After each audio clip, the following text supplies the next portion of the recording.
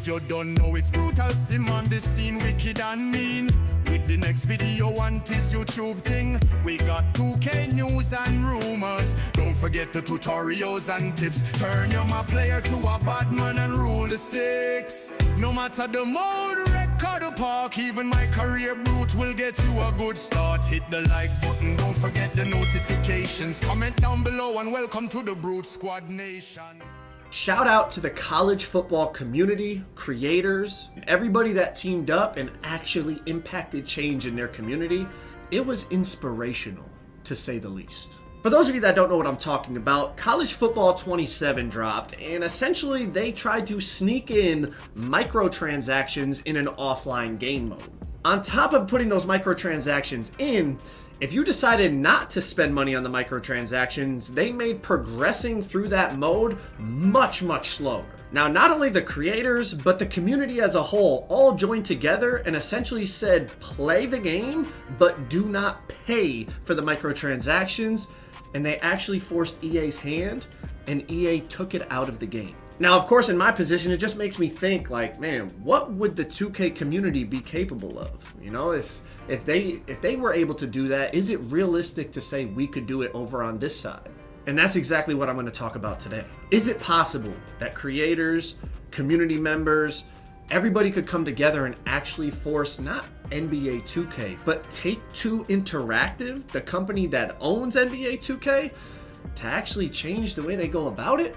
Well, we're going to deep dive into that topic, and I'm going to give you my opinion on everything. Now, honestly, I don't know if my opinion on this will actually change anything. There's a chance our community just isn't capable of coming together for anything. There's a chance to... Ain't no just a chance, Joe. Ain't no just a chance, Joe. You know the community ain't coming together to nothing. Ain't no just a chance. Okay, and Take-Two see this and just say kick rocks, we don't care. There's a chance I get blackballed from everything that I've been invited to. But I still feel like I owe it to not only my community, but the 2K community to make this video. Now listen, I've been playing 2K since 2K6. I even got the freaking disc that my parents bought me back when I was a kid. I've been doing YouTube since 2016, and one thing I've always been true to myself with is I always share my honest opinion. Even if I think it could hurt me in other areas, I'm always going to be true to myself. I've talked about VC many times in the past, and I've always said impacting change when it comes to microtransactions in 2K is difficult. Other creators much bigger than myself have tried over the years. It can't just be from one or two big creators. We see with college football, it wasn't just the creators, the whole community joined in and they were able to impact change. What college football was able to do really makes you think, is it possible to do that over here on the 2K side? But a major difference over here on the 2K side is people are numb to this. This has been going on for years. People have talked about it. Creators have made videos. I've talked about VC before. And it's just something that people who play 2K are numb to. It's been this way for years and years and years, and it's gotten worse and worse and worse. VC prices have gone up. The cost of making a build has gone up. The cost of clothes has gone up. Everything has become more expensive in the game.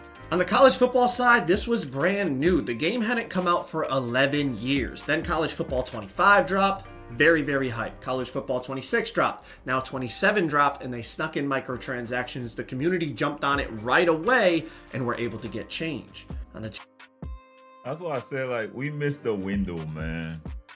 We should have been did that shit, bro. We should have been, as soon as they start introducing microtransactions, we should have just straight up, just one time, just chill. Like, nah, we ain't standing for this shit, bro. We not gonna support this. It's been going on for over a decade. And as I said, it's gotten more and more expensive. Now, the thing that's even crazier on the 2K side is not only is it really expensive to make players or open My Team packs and all those things, but nothing transfers to the next game. So everything you spend on 26, you lose in 27. Now listen to this. On the My Player side, not only do you have to buy the game, but you're also spending hundreds of dollars on builds to upgrade the attributes, to buy animations. And then obviously if you want to do all the extra stuff with clothes and all that, that's going to cost you as well. But it's even worse on the My Team side. And I'm not even really a My Team player, but I see it all the time. People spending thousands of dollars at the chance of getting a card in a pack. And I want to reiterate, nothing transfers to the next game. You lose it all. And then on top of it, the season pass, that could be a whole nother topic for another video, but that's another thing to factor in. It's really crazy when you think about it. I couldn't imagine as a kid asking my parents to buy me a $70 game, and then, hey, I also need another $100 just to be able to compete and play online in that game. My parents would have looked at me sideways, like, are we serious? We already got you the game, go play it. Now, obviously, some families can afford that, but a lot of families can't. And in a way, you're almost pricing out a lot of the next generation of 2K players. Now, I see people telling me all the time, Joe, talk to the devs. Joe, at Community Day this year, make sure you bring this stuff up. And I'm here to tell you, I have sat in the same room as 2K devs, 2K employees, and they have listened to every single word I had to say on this topic. But the problem is, they simply do not control that side of the game. And this is why I always tell people, right? Why it's too late now, right? If y'all understand business, 2K got a bunch of shareholders, whatever, all right? So it's hard now to go and tell them that we're going to take a bite out of their profit margin. People are going to be fired, bro. People are going to get fired. So once they start and they got the ball rolling and keep increasing and increasing the profit margin, getting larger and larger, yo, that's great business. How you gonna tell me now that, oh, we gonna remove all this microtransaction? No. Tell me that we gonna have less profit because you want to be morally all of a sudden. You see in the sunlight, like you got an epiphany. Nah, my G, no. We want that profit margin, bro. So it's too late right now. And I'm gonna stand on that. It's too late. They're already digging our pockets for years. Every year they boast about, oh, recurrent spending and all that stuff. Every year they boast about it. Rightfully so. It's supposed to feel good from their perspective. But we should have took the stand at the beginning. But a lot of people say they're too busy, so they prefer to pay, but they don't understand what they were really saying, bro. The companies like to hear that. Trust me. Microtransactions are controlled by the executives at Take-Two Interactive, not the 2K employees that we talk to and talk about all the time as a community. The 2K employees that we talk to as a community are not Take-Two Interactive corporate executives. They are NBA 2K employees. People will be like, bro, talk to Ronnie. Ronnie is the head of lifestyle and content marketing. Talk to Mike Wang. Mike Wang is the lead gameplay developer. These guys do not have any control when it comes to microtransactions. That is from Take-Two corporate executives, and me as a content creator and us as a community do not have a direct line of contact to them to even be able to communicate this stuff. But just because we can't directly communicate with them, that doesn't mean impacting change is impossible. We just saw it on the college football side. So let's keep going. Now, even with this whole situation going on, I'm still realistic about the way the world works. And I fully understand. Take-Two is running a business. They want to make as much money as possible. Clearly, their business model is working, and they're not just going to change that business model for the heck of it. There has to be an actual reason why they would change it. So let's look at the college football example. Everyone in that community pushed for players to play, but not pay for the microtransactions. Now, as lovely as that sounds and as good of an idea as that sounds, on the 2K side, it's a little different. Remember, in the college football game mode, it was offline. It was against the CPU. Most 2K players are playing online. That means you're going to be out there with a watered down 60 overall, taking on people with 99 overalls. And eventually, after you get your ass whooped time and time again, majority of people that have $100, they're going to buy some VC and upgrade their MyPlayer. It's a very different ask when it's offline versus online. Now, I've said this for years anytime this conversation has come up, but the only realistic path on the 2K side that I see for actual change to happen is for another basketball video game to come into the market and give 2K direct competition. Take some of that market share. Start to take some of their player base away. That would be a reason where they might have to pivot their business model. Are we just expecting people to stop? That's not gonna happen. That's not gonna happen. And a few reasons why. Number one, 2K players are obsessed with 2K whether they know it or not. So even if competition come, unless it's at the level of 2K, which a new company will never be able to match. A new company gonna need time to evolve over time into what 2K is. 2K did not just suddenly reach at this level. It took years for them and years of fine tuning and years of perfecting certain things. Of course, it's still flawed, don't get me wrong, but it took years for them to get to this spot. People that played 2K, everything as they come, nah, it ain't that good, man. Nah, there ain't no way, bro. I'm sticking to 2K. That's just what is gonna always happen. Trust me on that.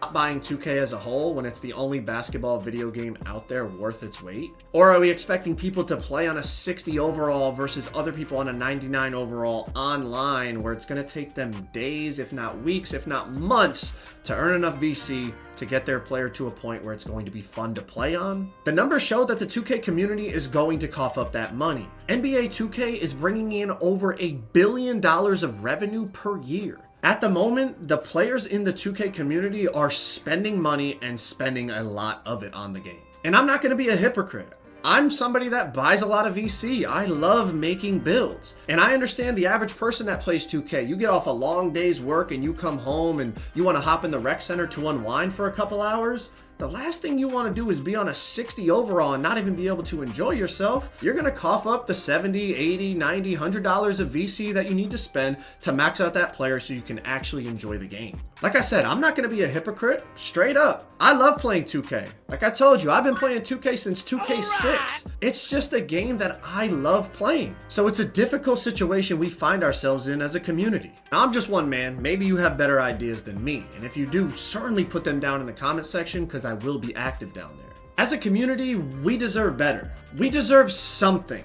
Make it cost less VC for us to upgrade our players to 99 overall. Give us a way to refund the builds that we don't want anymore. I put VC on this build. I don't want to play on this one anymore. Even if you're not going to give me 100% of the VC back, give me 75% or 50% of the VC back, and I can put that VC towards a new build.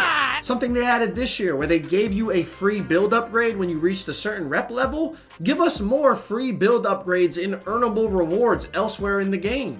I'm just one guy. I don't have all the answers. I don't have all the ideas. If you have ideas, please put them down in the comments. I'm going to be very active down there, and I'm sure you guys have a ton of ideas we as a community could potentially push for. Now you know where I stand. Where do you stand? And an even better question, we as the 2K community, where do we go from here? All right, again, good video, great video, Joe. But the reality of the situation is it's too late. We should have did it, nip it in the bud, just like college football did at the beginning. Community was like, oh, hell no. But this is the difference, though. This is the difference. 2K community, what I noticed over the years as a grindhead, start looking down on people who like to grind, who like to put in time in the game, because everybody's busy, everybody got grown, everybody got responsibilities, so people just want to go out instantly and play without actually earning something. And that's what 2K played into, because 2K just didn't introduce it. People was asking for it. People were saying, yo, I prefer to buy my build to 99. People been saying it over the past few years. Yo, I prefer to pay to max out my build. I don't want to grind badges. I want easier badges. I don't want to grind attributes. I want easier attributes. Because the system in place back in the day used to allow you to grind within a reasonable time. And now, from a business perspective, right? Look at it from their perspective. I do not look at 2K bad for doing what they consider good business, right? Because they're doing what they're supposed to do for the betterment of the company. You gotta do what's best for your pockets. So what they're gonna do from a business perspective is this. Okay, so they're asking for me to make the game so they will be able to buy it. Why not give it to them? Why? Who is it hurting? They're willing to buy. Okay. People are still willing to grind. Let's put it out there. They put it out there, it was successful. And now they're trying to make more profit. So what can we do? What we're gonna do is make the grind a little bit longer. Same options there, but now it will incentivize people because it takes longer to grind your bill to spend some money. Let's put it out there, see what's gonna happen. Let's see if they complain. Nah. people are spending and spending more. So just what they're gonna do again, look for ways to make it much harder to grind. They keep doing it across the board. And we at the point where we at right now. We should have been nipped it in the bud, bro. It's too late. I'm sorry. That's the reality. It's too late right now. Too late. It's hard now from a business perspective for them to tell all the shareholders or whatever that, you know what, we had a morale, we start feeling guilt. So we gonna now put back on the microtransactions that, create that huge profit margin. Their recurrent spending is what they boast about every year. All that is microtransactions. So from a business perspective, they're doing what they should do. But from a consumer perspective, we didn't do what we should have, or what we should have been doing a while ago. And that's the reality. Sorry. Again, let me know your thoughts. Let me know what kind of ideas y'all have. Grind the game. If you really want to take a stand, grind the game. Create one bill. Go no money spent. Do all that. Or play other modes. Like play now. We got different modes that you could play that you don't have to spend. Certain modes cost a lot to play, like Macro, if you go park and those type of stuff, or My Team costs a lot. But you could go no money spent. There's always that option. And that's a good thing with 2K though. There's still that option. But they did make it so it will definitely push you to, or tempt you to spend that money.